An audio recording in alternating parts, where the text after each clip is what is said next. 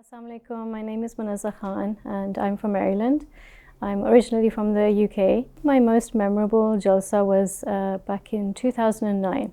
So going back a few years, but this was the year where I had just finished my studies. So I had undertaken a master's in journalism as per Hazur's instructions.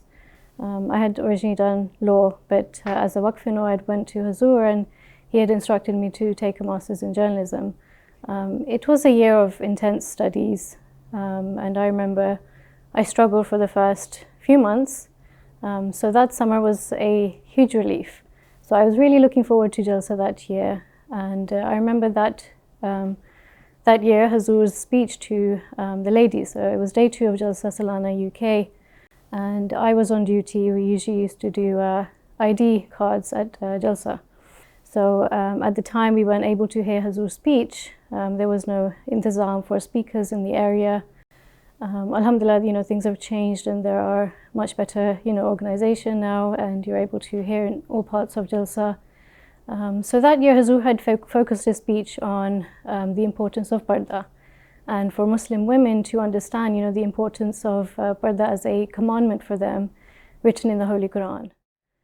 So yes, he was discussing that and how women in the West, especially in Europe, USA, Canada, sometimes they struggle with the observance of parda, especially if they're moving from Pakistan, and just reminding them of how important it is, and it will help them grow internally, spiritually, and not to feel embarrassed, not to have any complex, whichever profession they're going into, or even as a housewife, as a professional, just to be comfortable wearing the parda, just because it is not people we're trying to please, it is Allah.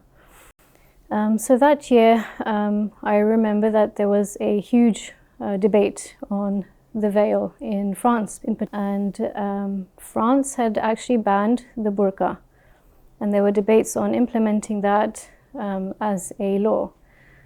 So I had written to a newspaper that Islam encourages, and it is a commandment in the Quran for Muslim women to wear the veil. So that's one reason we do it, but also there's many occasions where Muslim women choose to do this. They feel a lot more comfortable. So Hazur was mentioning, in the West, people usually feel a bit of a complex in doing this. And as he's talking, he mentions that there's a Ahmadi Waqf girl who recently wrote to a newspaper. And she had mentioned, that the West are usually promoting, personal freedoms, religious freedoms. But on the other hand, they're also restricting it by imposing, bans like these, bans on burqa, bans on coverings, the outer coverings for Muslim women in particular. And he had mentioned that, I had written that this is merely, empty slogans, that they are encouraging and not really, promoting religious freedoms. So for me, just, kind of hearing Hazur mention that in his speech at Jalsa Salana was a huge moment. It was a powerful moment of reward for that intense year. He also mentioned it again in the same year in the Germany Jalsa. So when we had our Gulshan Waqf classes, I was blessed to be a part of the classes.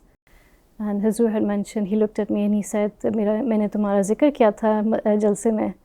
And I was just really shocked that, he had remembered that it was my article that I had written to him.